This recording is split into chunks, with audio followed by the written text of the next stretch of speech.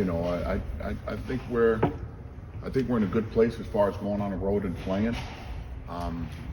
We can't use our facility. The AMP is being used, so I mean, this is something we prepared for. We have a good idea what we're going to walk into. I don't know as far as students are going to be in these facilities yet.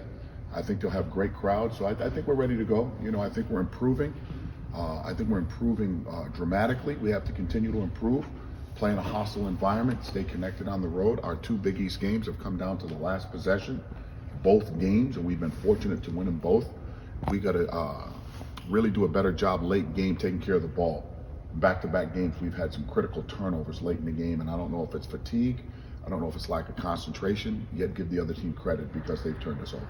The whole late game situation practice, I'm sure it's even more important. It's the first thing on, well, it's the third thing on our practice thing today. We'll go through, you know, late game situations, inbounding the ball, sideline, full court, baseline, up one, down one, up three. You know, you got to put your team in those situations a lot, as you know, in league play.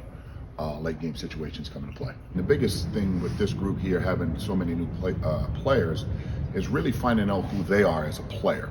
One of our strengths as a staff is identifying what players do well and put them in position to have individual success toward team winning. And I think we've identified that. We're still tweaking some things. You know, we've probably got to get guys a little bit more rest during the game. Yet for the most part, I've seen us grow up with our physicality. I've seen us grow up with our pace and space and, you know, offensive and defensive execution late games. They have a really good rim protector in Bates. Lukosius is, you know, he can play at all three levels. He leads them in assists, three-pointers made.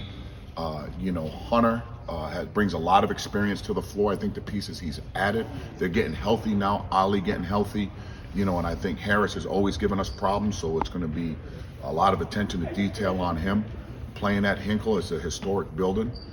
We got to do everything we can, and hopefully we can just win by one. I always thought he was a prototypical Big East player. I think his versatility, he can play multiple positions. I think, again, I just think he's just scratching the surface, trying to, again, you look at Bryce Hopkins' development. His senior year in high school, what he had, 10, 11 games. Then he had a cup of coffee at his last school where he had, you know, a couple of DNPs. He had 3, 4, 5 minutes there. So he's learning how to be consistent. Obviously, he's going to be the top of scouting reports. But because of his versatility, there's no one way to actually guard him. And, you know, sometimes he guards himself. He's very unselfish. And, you know, we're going to need him to perform at that level if we're going to be a tournament-worthy team. And being an emotional leader, you know, someone who's talented like that has to also be an emotional giver so as other players continue to feed off of his energy. Does it help that maybe he's never really had success like this? It could. This is the first time. It could. I think it's a great question, Kevin, because, you know, some people who come with that level of success may lean on their laurels a little bit. And again, Bryce is trying to prove to the world that he's not a bad player. And it's our job as a staff and our job as a team to continue to put him in a situation where he can have individual success toward team winning. This is offensive rebounding. Has that caught you by surprise? No, not at all. It's a very high level. I tell everybody who wants a career in basketball, if you're not a gifted offensive player, what is your worth to a team? If you defend and rebound, people that pay you will find a spot to have you on the floor. If you can rebound and defend, being an energy giver, you're going to find yourself on many basketball courts, regardless of the level. Does that kind of maybe sound like Ed Croswell?